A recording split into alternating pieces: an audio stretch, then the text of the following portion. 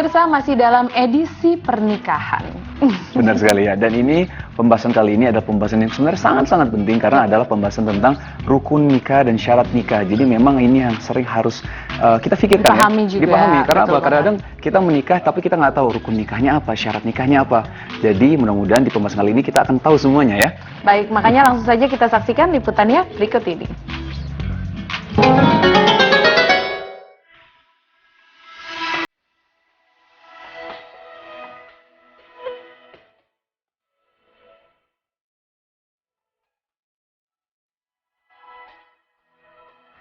Seputar menikah.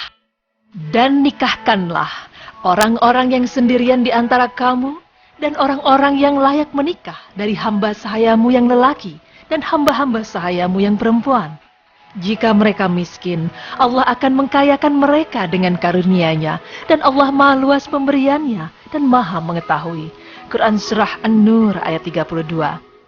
Pemirsa beriman, begitu pentingnya pernikahan, sampai-sampai Allah berjanji akan mencukupi dari keutamaan rezekinya apabila orang yang dinikahkan itu fakir.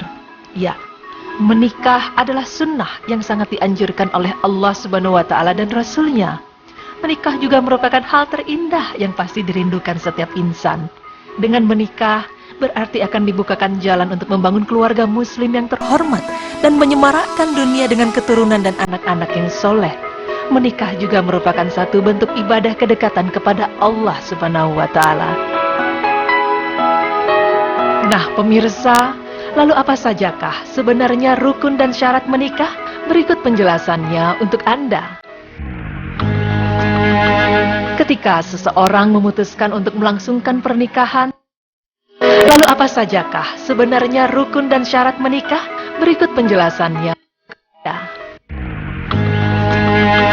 Ketika seseorang memutuskan untuk melangsungkan pernikahan, terdapat beberapa rukun dan syarat yang harus dipenuhi. Karena rukun dan syarat menentukan hukum suatu perbuatan, terutama yang menyangkut dengan sah atau tidaknya perbuatan tersebut dari segi hukum. Seperti dalam pernikahan, rukun dan syaratnya tidak boleh tertinggal. Artinya, pernikahan tidak sah bila keduanya tidak ada atau tidak lengkap. Dan yang termasuk dari rukun nikah adalah sebagai berikut. Yang pertama adalah adanya calon suami dan istri yang tidak terhalang dan terlarang secara syar'i untuk menikah. Di antara perkara syar'i yang menghalangi keabsahan suatu pernikahan, misalnya si wanita yang akan dinikahi termasuk orang yang haram dinikahi oleh si lelaki karena adanya hubungan nasab atau hubungan penyusuan. Atau si wanita sedang dalam masa idahnya. Penghalang lainnya adalah misalnya si lelaki adalah orang kafir, sementara wanita yang akan dinikahinya adalah seorang muslim. Rukun nikah yang kedua adalah adanya ijab qabul. Ijab adalah lafaz yang diucapkan oleh wali atau yang menggantikan posisi wali. Misalnya si wali mengatakan, aku nikahkan engkau dengan si fulanah, atau aku nikahkan engkau dengan fulanah. Dan qabul adalah lafaz yang diucapkan oleh suami atau yang mewakilinya dengan menyatakan, aku terima pernikahan ini.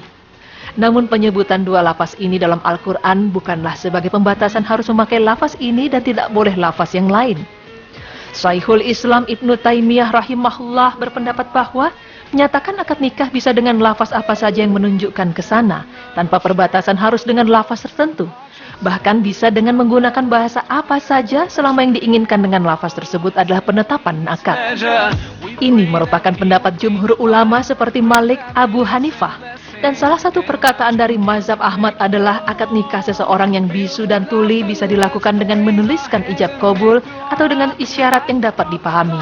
Al-Ihtiyarat 203, I'lamul Muwaqqi'in 24-5, Asy-Syahrul Mubti 12-38-44, Al-Mulakhas Al-Fiqhi 2-283 hingga 284. Pemirsa beriman, terdapat pula syarat nikah, diantaranya adalah syarat pertama adalah kepastian siapa mempelai laki-laki dan siapa mempelai wanita, yakni dengan isyarat menunjuk atau menyebutkan nama atau menunjukkan sifatnya yang khusus, sehingga tidak cukup bila seorang wali hanya mengatakan, aku nikahkan engkau dengan putriku, sementara ia memiliki beberapa orang putri.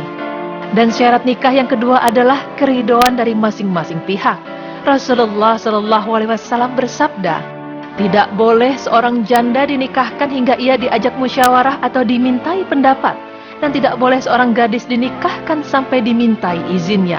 Hadis riwayat Al-Bukhari 5136 dan Muslim 3458. Syarat nikah yang ketiga adalah adanya wali bagi calon mempelai wanita. Rasulullah Shallallahu Alaihi Wasallam bersabda, tidak ada nikah kecuali dengan adanya wali. Hadis riwayat Al-Khamsah kecuali An-Nasa'i, disahihkan Al-Imam Al-Albani rahimahullah dalam Al-Irwa 1839. Dan dalam hadis lain Rasulullah Shallallahu Alaihi Wasallam juga bersabda, wanita mana saja yang menikah tanpa izin wali-walinya, maka nikahnya batil, nikahnya batil, nikahnya batil.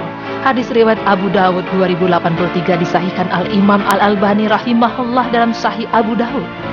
Dari hadis ini, maka apabila seorang wanita menikahkan dirinya sendiri tanpa adanya wali, maka nikahnya batil atau tidak sah. Dan hal ini merupakan pendapat dari para jumhur ulama.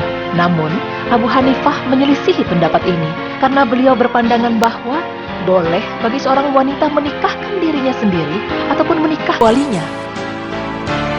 Dijelaskan dari Mausu'ah Masailil Jumhur fil Fiqhil Islami 2673, Al-Mulakhas Al-Fiqhi 2284 hingga 285. Nah, pemirsa beriman, demikianlah penjelasan mengenai seputar menikah dalam ajaran agama Islam.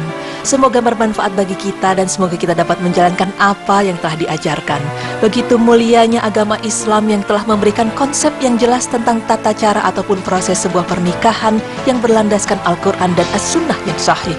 Melalui pernikahan, Allah akan memberikan banyak keindahan dan kemuliaan, dan Allah pun akan melimpahkan ridhonya kepada orang yang menyegerakan menikah atau bagi orang yang membantu orang lain untuk menyegerakan menikah, insya Allah.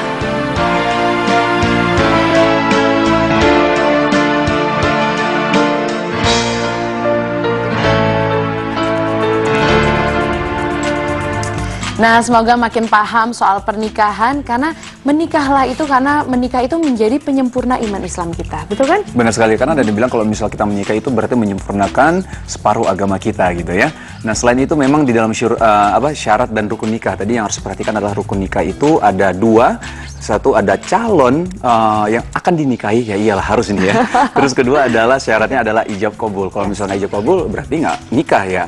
Nah, selain itu juga yang memang harus diperhatikan adalah ketika menikah memang seorang suami itu mempunyai tanggung jawab yang sangat besar sekali. Ada salah satu ayat Al-Quran yang saya ingat ya. Jadi memang di situ ditulis bahwa memang seorang suami itu memang harus bisa memelihara dirinya dan keluarganya dari api neraka. Jadi memang kita harus banyak belajar, cari ilmu yang banyak sekali tentang agama Islam. Selain itu kita juga harus membimbing keluarga kita jauh dari api neraka. Setuju, amin. Aduh, Shirin enak ya. Kamu udah paham banget ya sama-sama, tapi terus belajar terus juga ya. Masih banyak sekali ilmunya. Nah, baik pemirsa, jangan kemana-mana karena kita akan kembali lagi. Oleh karena itu tetap di Berita Islami Masa Kini.